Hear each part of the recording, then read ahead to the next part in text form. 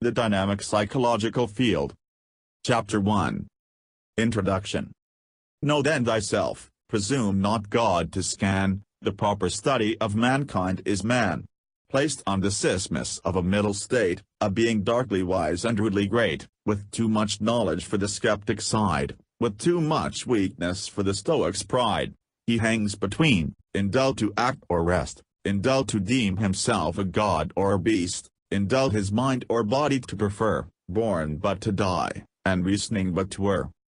Alexander Pope, An Essay on Manhood. 1.1 A personal note. Today, violence and war are routine, a way of life. Dulled by repetition and numbers, we hardly notice mass death. That hundreds of thousands died in a civil or racial war in Africa may be mentioned briefly on page 4 of our newspapers. With academic detachment we can plan and prepare for counter-strikes and tit-for-tat exchanges, atomizing tens of millions in what we please to call a limited nuclear war. And few in their daily routine now give thought to the real possibility of a breakdown of nuclear deterrence. Nor is thought given to the possibility of rogue nations developing nuclear weapons and blackmailing the major powers by threatening to destroy Washington, D.C., London, Paris, Moscow, or Tokyo. Enough. No elaborate polemic is needed to color these obvious and routine facts. Troubled by our increasing potential to destroy ourselves and its habitual actualization, scholars, scientists, and philosophers have tried to understand our propensity to violence. Over the centuries, wars, revolutions, revolts, riots, and pogroms have been dissected and analyzed to determine their causes and conditions, their nature and essence. Solutions have been proposed, plans have been prepared, and concrete steps have been taken. Presumably, our knowledge of violence has increased and our solutions have become more sophisticated and realistic. Yet in the time our presumed speculative, theoretical, and empirical understanding of violence was increasing, through the same centuries when more and more solutions were being proposed and implemented, violence was becoming relatively ever greater in intensity and scope. The years of peace and order have been few. People by the millions have continued to live in fear of violent injury and death from others. Understanding and eliminating violence from the human stage thus appear beyond our powers, as though violence were eternal purgatory for our sins. Our recorded history as a stream of battles thus appears our iron law of movement, our inevitable destiny. Or, so it seems. Are violence and war really inevitable? If not, what can be done to eliminate them? These two basic questions which underlie our contemporary moral concern are the focus of my efforts, represented in part by this book.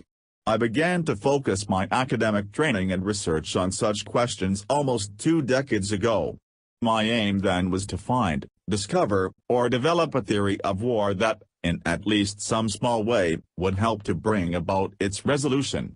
This search has led me through doctoral study in the field of international relations, professional training in scientific methods and in mathematics, and wide reading in philosophy, psychology, and sociology.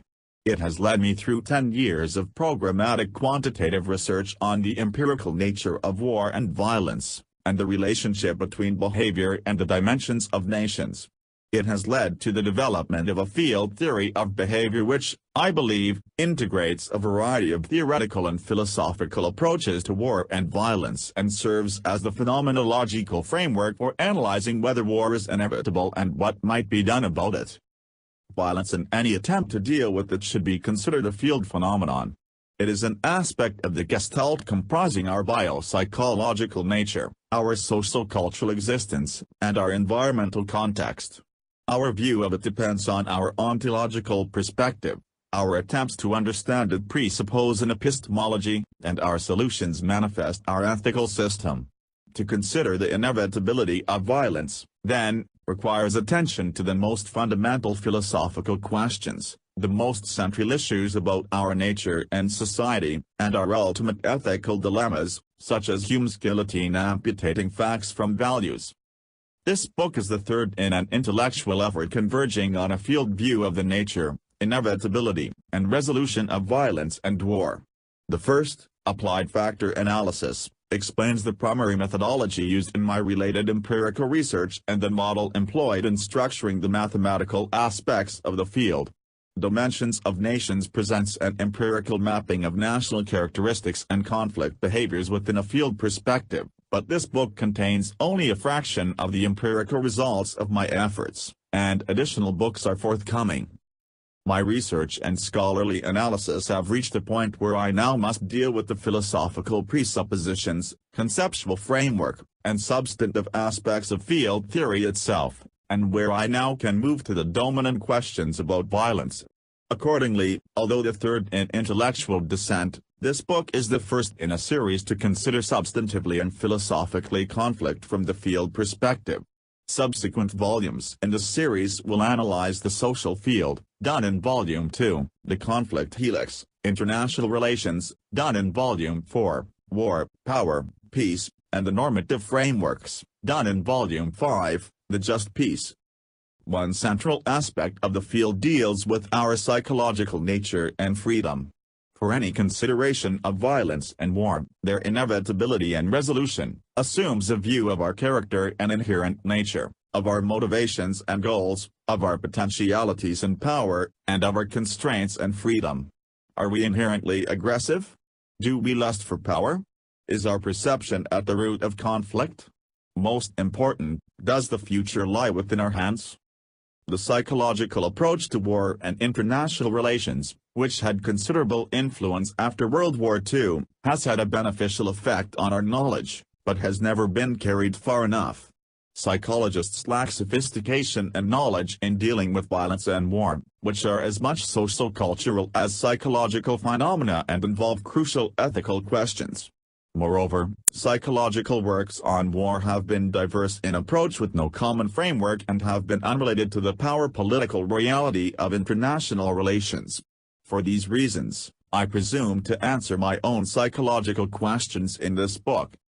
To reiterate, I am laying the psychological and associated philosophical foundations for considering in future volumes whether war and violence are inevitable and what we can and should do. Therefore, I do not bring psychology directly to bear on these issues here, for I can do this only after the relevant socio-cultural, epistemological, ethical, and theoretical problems and aspects of our field have been considered in future volumes. Along with applied factor analysis and dimensions of nations, this book should be perceived as a corner of the foundation upon which I intend to build a unified speculative theoretical empirical analysis of violence and war. Future volumes will consider the socio-cultural field and relevant empirical results on the domestic conflict and violence of nations, done in Volume 2, the conflict helix. A comparison and contrast of the field theory developed here to other major psychological and sociological theories of conflict, done in Volume 3, Conflict in Perspective. The relevant conceptual and substantive nature of international relations, the mathematical structure of field theory, and empirical results on international behavior, conflict, violence, and war, done in Volume 4, War, Power, Peace. The nature of peace with justice and, given the above work, the principles and institutions of a just and peaceful world, done in Volume 5, The Just Peace. How many more books I cannot say, for writing itself is a process of discovery, and what was meant to be a few chapters can become a full volume, as has happened with this book. I know, however, what I want to do, and most of the necessary empirical research and mathematical analyses have been completed. What remains are synthesis, evaluation, thought, and speculation, and common sense. Finally, at this introductory point, I offer a word about my overall orientation toward this effort. I believe that to know ourselves we must focus on ourselves as individuals and in society, not on our concrete environment, physical nature, or objective vehicles. The proper study is of our meanings, values, motives, perceptions, inner complexes, and powers. But we can know ourselves only through a particular perspective, a point of view. Whether this perspective is true, we cannot know. However, whether my field view is the proper perspective, whether my efforts have borne fruit, whether I have deluded myself about the importance of what I now have to say, should be a matter for discussion, critical evaluation, and debate. What I am offering is not truth or the way, but my contributions to the struggle of ideas out of which a better future may be forged. Our knowledge and our ability to handle our problems progress through the open conflict of ideas, through the tests of phenomenological adequacy, inner consistency, and practical moral consequences. Reason may butter, but it can be moral. If we muster, let it be on the side of our creativity, our freedom, our betterment. 1.1 Preliminaries. Delete. We are one with an intentional field, a whole continuous with the mutual relations, dependencies, and causes patterning our mind, body, culture, and environment, a field transmitting and generating our intentions, dispositions, and expectations, a continuous medium of interrelated forces. The field is partly Thomas's situation that gives meaning to social behavior, partly Sorokin's culture, creating much that is meaningful for us, partly Cassirer's symbolic medium, defining our reality, partly Dewey's transactions, the unity of humanity, behavior, and object, partly Kuchu's tendency and situation, our behavioral dispositions, partly Lewin's life space, the space of socio-psychological forces, partly Wright's analytic field of values and capabilities. The field is each of these and also the whole that integrates these aspects and their relationships. The field is the dynamic, psychological reality permeating these aspects, both generating our socio-cultural behavior and being one with that behavior. Clearly, considerable clarification is necessary, but some preliminary points should be made. First, instead of an anatomical dissection of our intentional field, I will phenomenologically and gradually, through the elaboration of our exchange in conflict with reality, to work up to the total field. This gradual development will carry us through humanity's mental transactions with reality, the psychological space and dynamic field, motivations, dispositions and expectations, cognitive dissonance, behavioral inclinations, dialectical change and trigger causes, meanings and values and the intentional field, the self, will, and freedom, and intentional humanism. Thus as we move successively upward in abstraction and outward in complexity, the total field will be seen more naturally as unified with our physical, social, and mental reality and as a humanistic perspective. Second, insofar as possible, the mathematical nature of the dynamic and intentional fields will be left to a later volume, done in Volume 4, War, Power, Peace. The development here will be primarily conceptual and philosophical. The major interest is in communicating a feel for psychological reality from a field perspective, in the essential character of the field itself, and in the relationship of this field to the larger social-cultural context. The mathematical structure of the field is more precise but loses much of the rich meaning of the field interpretation and narrows communication to the small number familiar with the particular mathematics, linear algebra, involved. Although little of the mathematics will be given here, the reader should understand that constructs such as psychological space, power, expectations, change, component, system, behavior, dispositions, position, and field are defined within a mathematical system, and that they have operational definitions or epistemic correlations enabling empirical deductions to be made and the central notions presented here to be tested. After we have considered the dynamic field conceptually, after the field of ourselves, society, and culture has been elaborated sociologically, and the historical sociological process of conflict and war within this field has been described in subsequent volumes, the reader may find a more technical presentation worth the study. Third, field carries with it physicalist overtones the reader should guard against.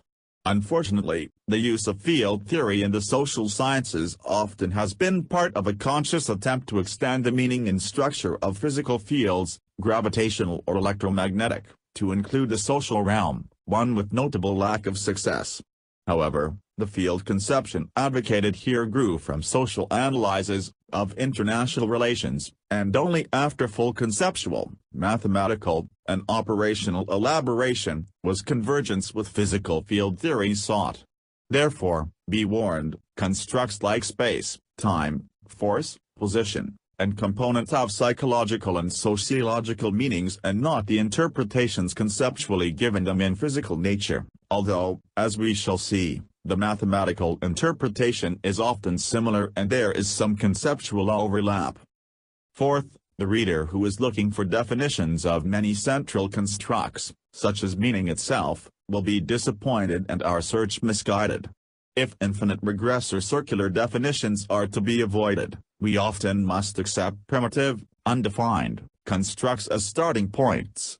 Consequently, I will elaborate or define my terms where useful, but usually leave necessarily, I believe, many constructs explicitly undefined.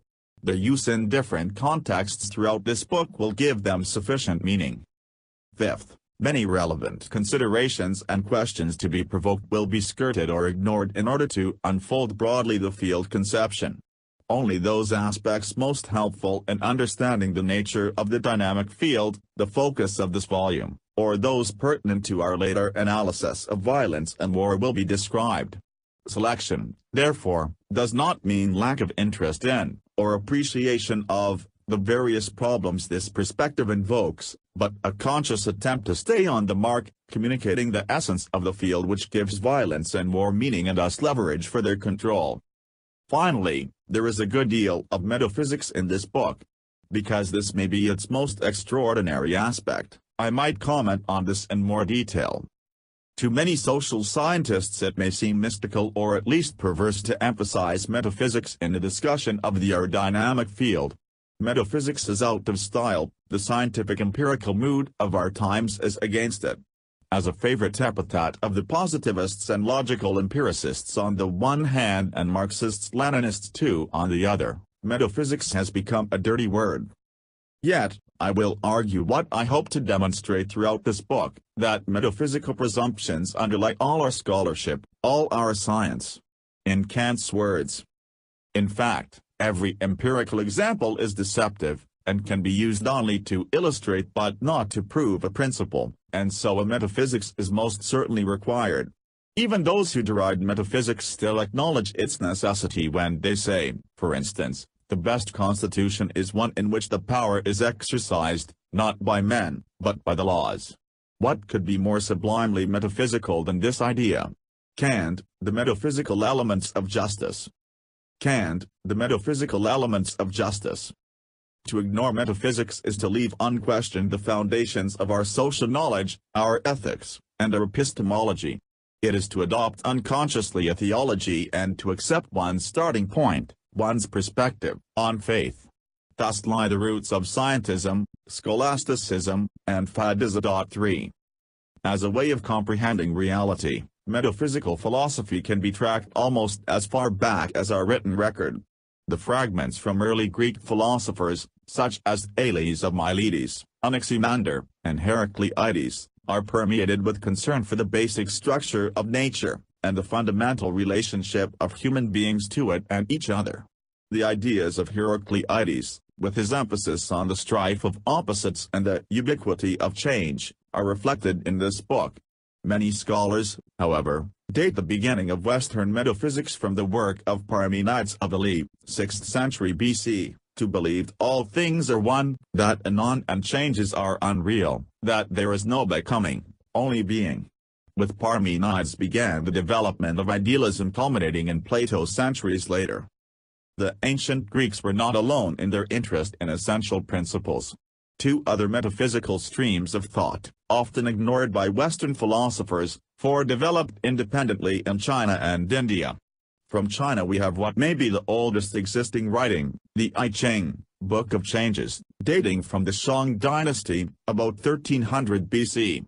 A book of divination, it had a number of interpretive metaphysical wings, appendices, added in subsequent centuries. 5 These emphasize that all are in constant change and movement between two principles, yin and yang, which are contraries or opposed extremes like strong-weak, hard-soft, male-female, and fire-water. This philosophy of change is similar to that of Heraclitus and has had a considerable influence on Chinese philosophy up to modern times. 6 This metaphysics was transformed into Taoism by Lao Tzu, about the 6th century BC.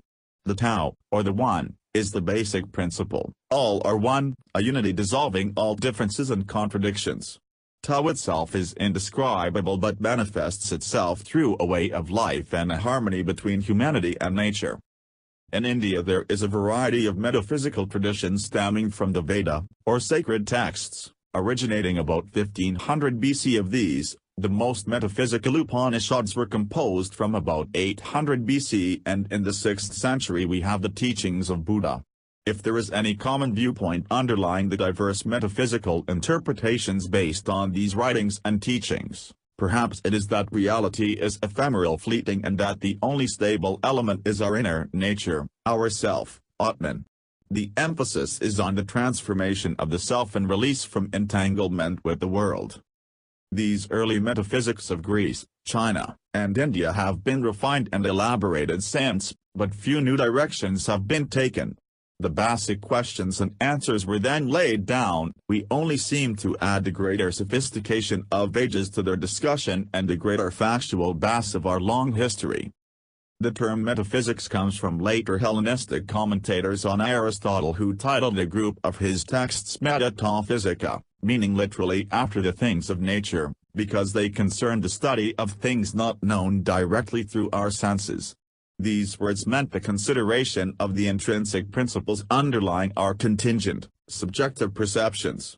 They did not mean then what metaphysics has come to connote for many today, which is, at best, a system of speculations beyond nature and beyond facts, and at worst, the antithesis of science. This characterization, which may be true of some theologies, is hardly true of the great metaphysical systems we have come to know, such as those of Plato, Aquinas, Descartes, Kant, and Hegel. These thinkers had a deep scholarly respect for facts and reason and felt they were engaging in a science. What do characterize metaphysics are an approach and a concern. The approach is to self-critically use ascertainable facts and reason, as does science, but also to add personal experience or knowledge and intuition. Thus, the approach involves a component that is directly non-testable, my feeling that our inner reality must consist of a dialectical conflict between psychological forces, or the personal pain I felt in the dentist's chair yesterday are both directly non-testable. Metaphysics is characteristically concerned with the basic or ultimate principles underlying our perception of the world. What is the nature of reality? What is the meaning of our lives? Or what is our relation to nature? The focus is on categorical rather than empirical principles that enable us to understand and gain insight and to organize our conceptions of the world about us. These principles infuse and orient our thought and theory. They serve as starting points for our science, ethics, and art. They provide a perspective as do language and culture, although more self-consciously and critically so. For example, consider the principle of non-contradiction, which to Aristotle, in the aforementioned group of texts now titled Metaphysics, was a law and starting point of thought. There are schools of Hindu and Buddhist thought, among others, which deny the rule, believe that reason, science, and any attempt by us to cope conceptually with the world about us presupposes this principle, that even questioning the principle itself assumes its validity. Our attempts to comprehend our world and nature presuppose, often unconsciously, some sort of metaphysics, whether it be the principle of non-contradiction, of opposites in conflict, of ourselves, of freedom. The teachings of Heraclides, Buddha, Plato, Chuang Tzu, Spinoza, Hegel, and others surface our assumptions, make them coherent to systems of thought, and open them to public criticism. However valuable this may be, a metaphysics must finally be judged pragmatically. To gauge the understanding and insight that metaphysics provides is to ask whether, in the final analysis, it helps us to cope with our world and harmonize our existence with nature, humanity, and ourselves, and leads to greater freedom and self-realization. Metaphysics is only the beginning. The end is human progress. Between them lie the disciplines of logic and mathematics, the constraints of our theories, and the dictates of our experience and observations.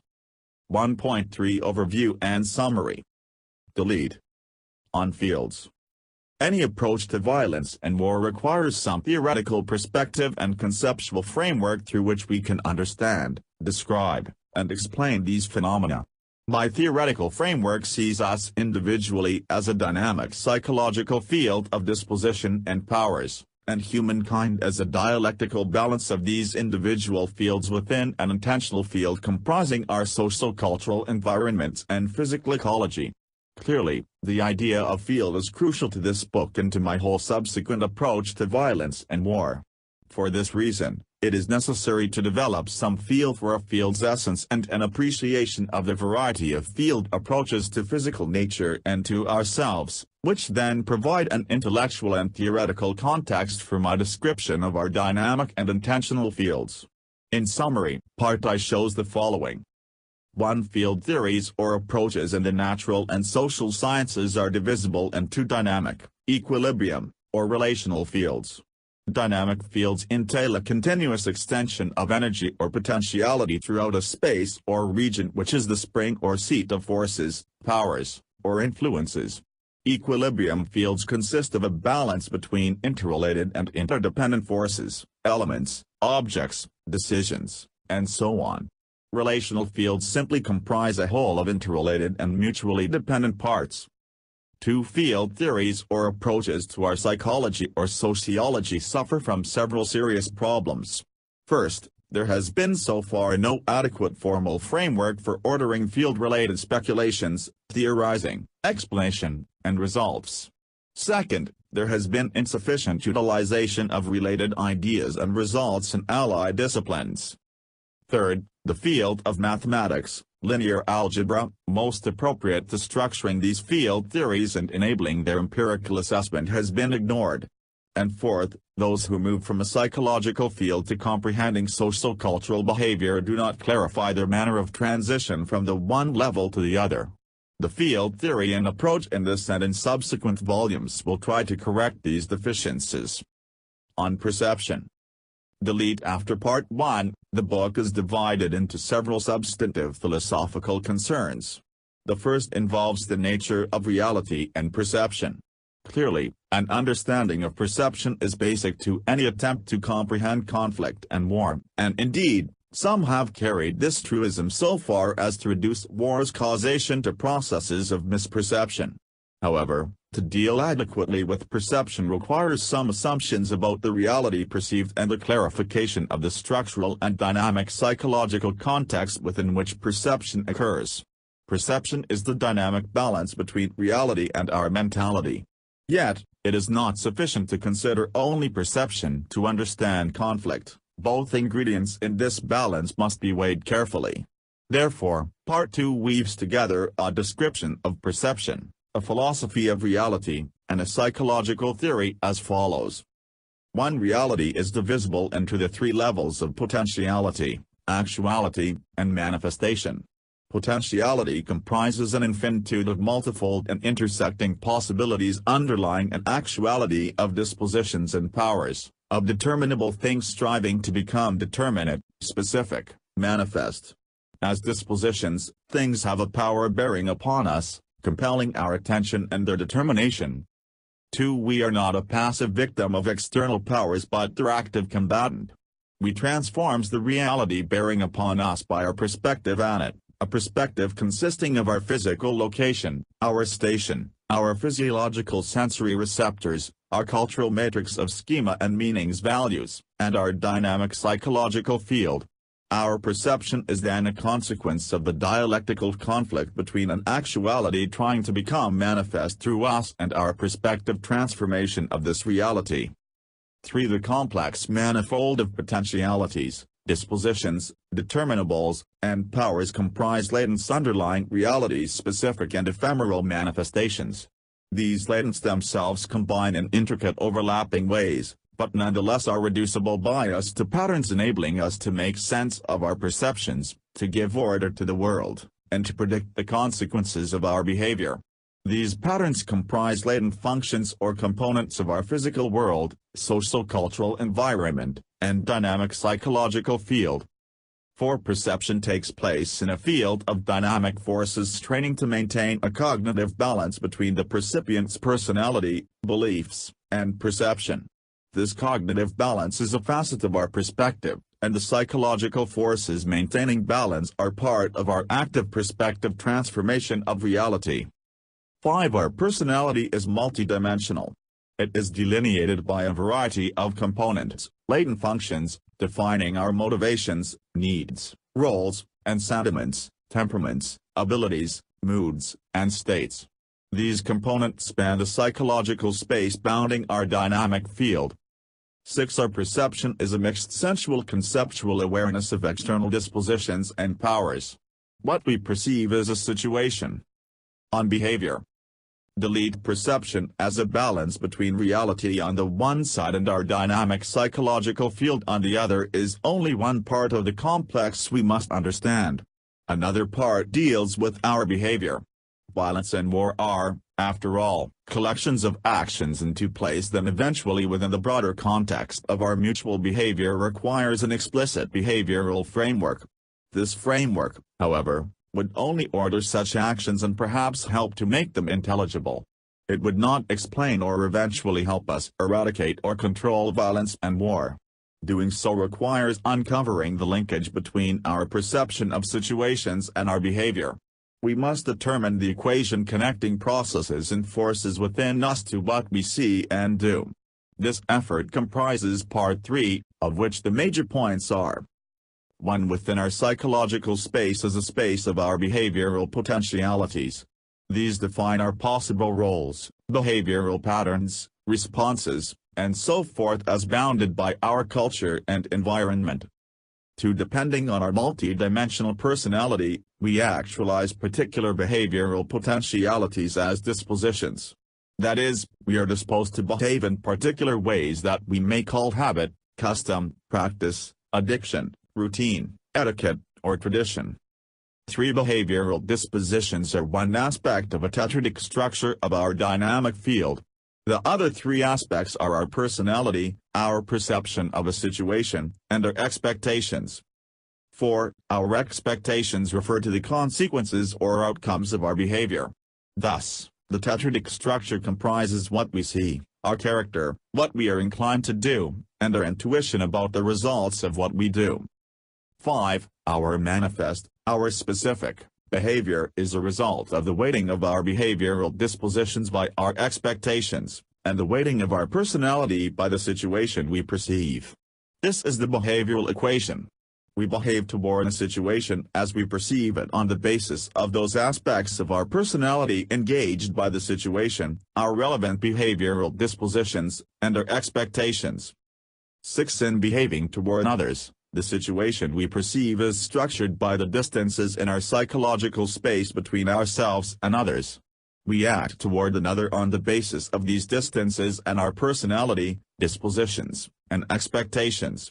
These distances comprise our perception of the powers and dispositions of the other relative to ourselves. 7. Through behavioral interaction with external reality and others, we establish a routine that is neither a wholly happy nor a wholly unhappy accommodation of ourselves to the external world through conflict with it. This routine comprises a pattern of behavior and a structure of expectations. It will continue until a trigger event precipitates a change in routine and the structure of expectations.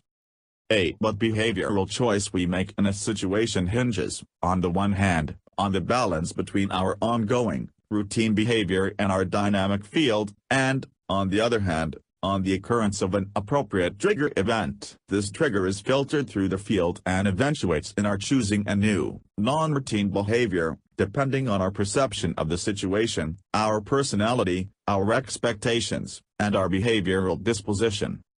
9. Our manifest behavior toward another person depends on our perceived distance from us as weighted by the occasion, situation, for behavior and by our dispositions and expectations.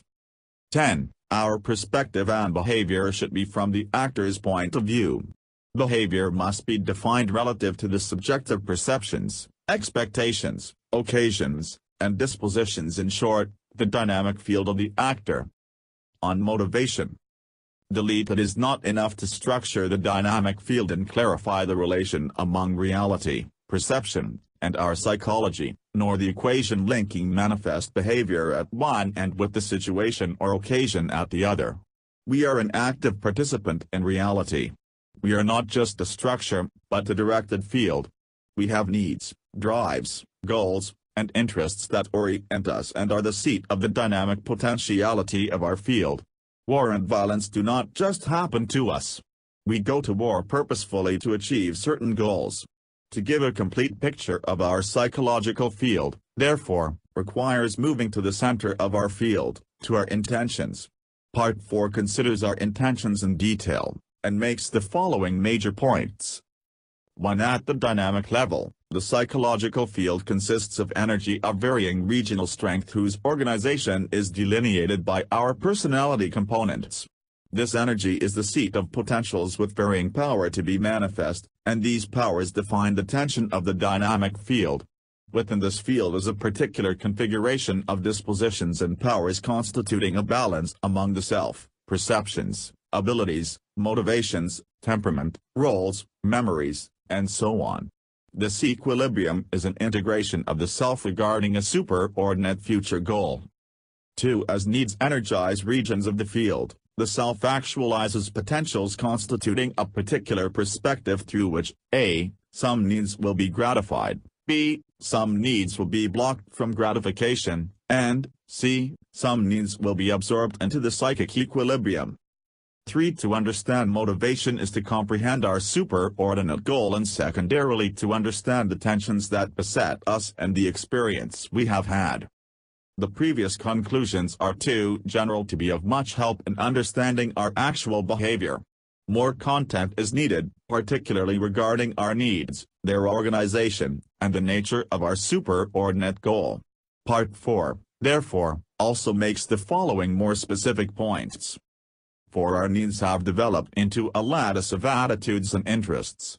An attitude represents a disposition to manifest specific behavior regarding some goal and need. Interest is then the power of the attitude based on a need. The attitude is our basic motivational unit, and the attitude's interest comprises its strength. 5. The framework organizing the attitudes consists of 7 primary elements: conscious id, unconscious id, physiological needs, unconscious memories or complexes, ego, superego, and context.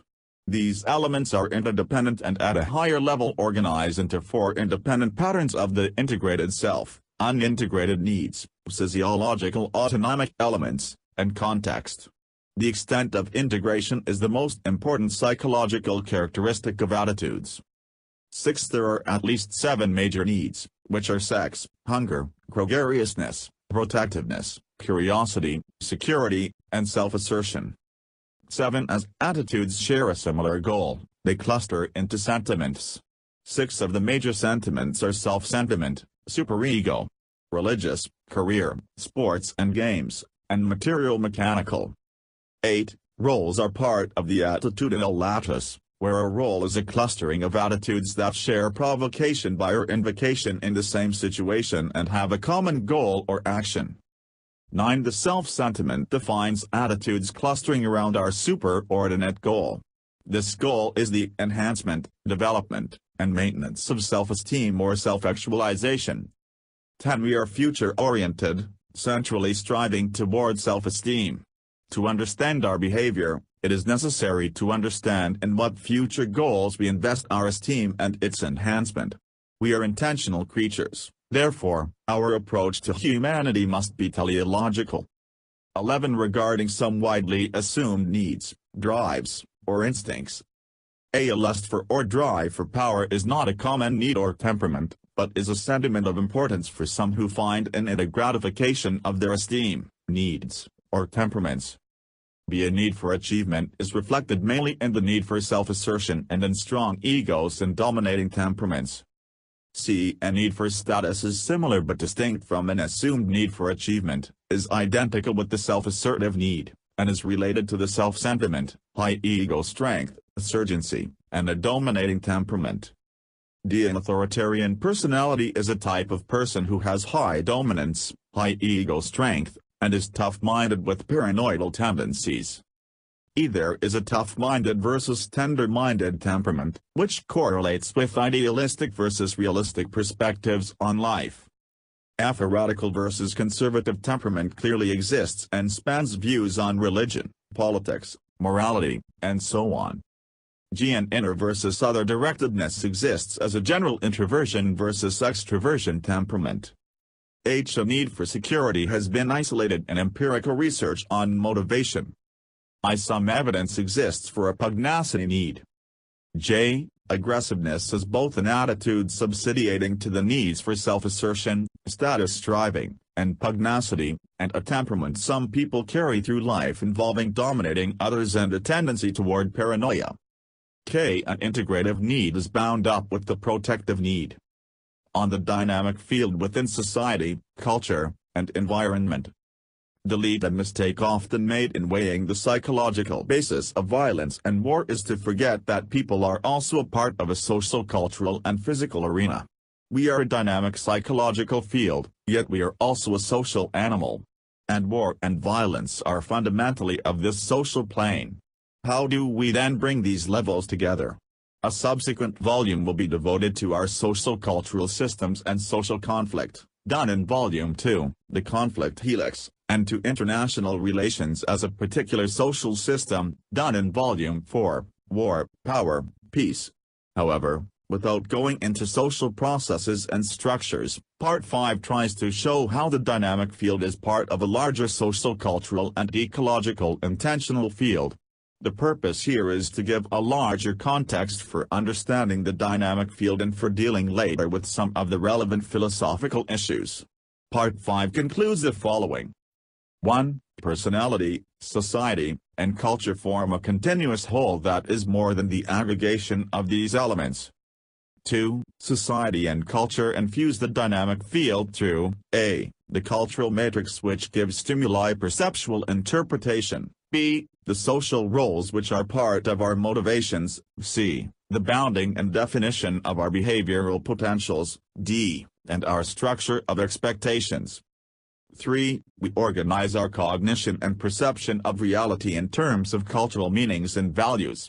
Our world is fundamentally subjective. Physical objects only serve as vehicles to carry these meanings and values. 4. Most generally, cultures comprise a system of meanings values made up of language, philosophy, religion, ethics, law, science, and fine arts. These are components spanning a culture's space of meanings values. The world's cultures cluster into sensate or materialistic and ideational or otherworldly types depending on their particular system of meanings values. 5 societies share the system of meanings values of their culture and, in addition, the status components of wealth, power, and prestige. 6 in total, the whole that is our intentional space delimiting our intentional field consists of our biopsychological space, our social and cultural spaces, and the spaces of our environment and vehicles. The intentional space is us and our componential structure.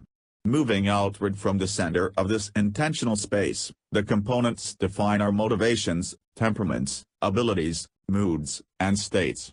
In addition, there are the meanings values components of religion, philosophy, science, language, ethics, law, and fine arts. Then there are the status components of wealth, power, and prestige. Finally, there are the 4 space-time components of our physical world. 7 At the center is our dynamic nature, our motives, attitudes, sentiments, and, above all, our superordinate striving for self-esteem and self-actualization. On the self, will, and freedom. Delete. Are we free to select our goals, determine our future, correct our deficiencies? Given the picture I have drawn of us as a dynamic psychological field within a larger whole of society, culture, and environment, can we independently change ourselves and our surroundings, that is, our field? This is the most crucial question of all, for if we cannot, if we are a determined creature, then all we can do is define the laws of history, society, and politics governing violence and war.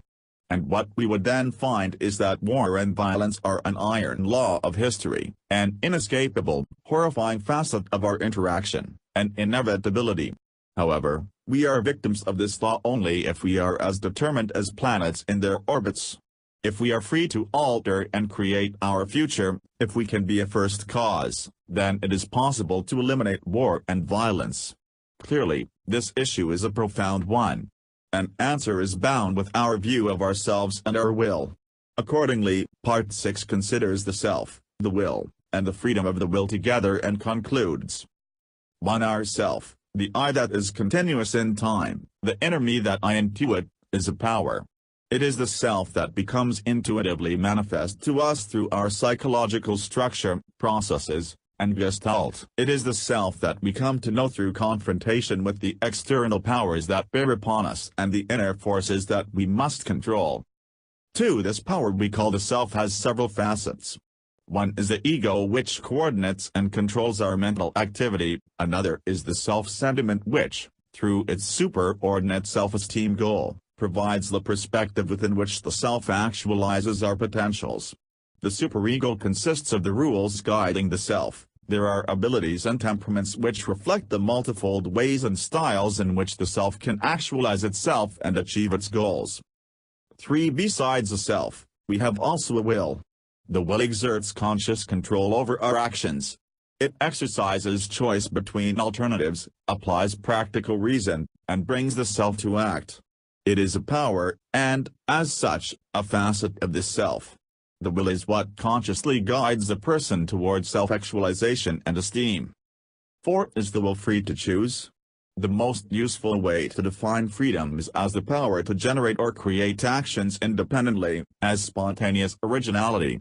This definition strikes at the core meaning of the determinism versus free will controversy and enables us to deal directly with the question. 5. Then, can the will originate choices? We cannot know whether the will is so free. We can, however, argue that it is possible that the same action can be determined at the level of phenomena and free at the underlying level of things in themselves. It is possible for a reason to be independent of natural laws and causality and to originate actions. Therefore, as a moral choice of reason, let us hypothesize our freedom.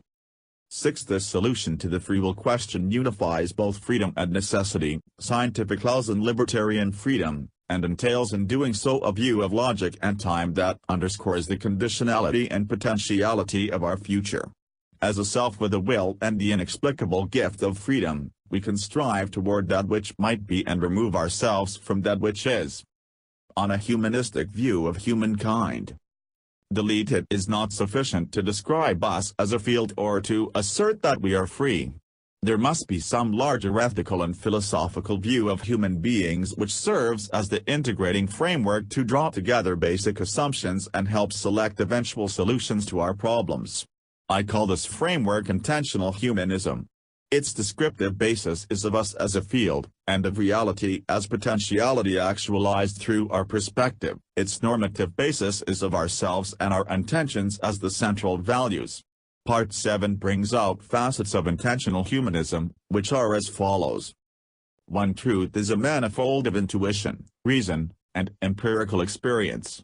Reason structures and organizes our experience. Intuition provides direction, insights, and initial hypotheses.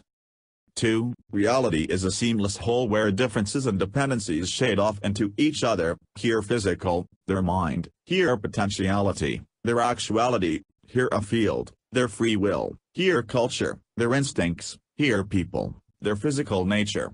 Whether this be in reality true or not, we cannot know. We can treat it as provisionally true, however, draw out its implications in the search for inconsistencies, apply its suggestions, and pragmatically test its conclusions.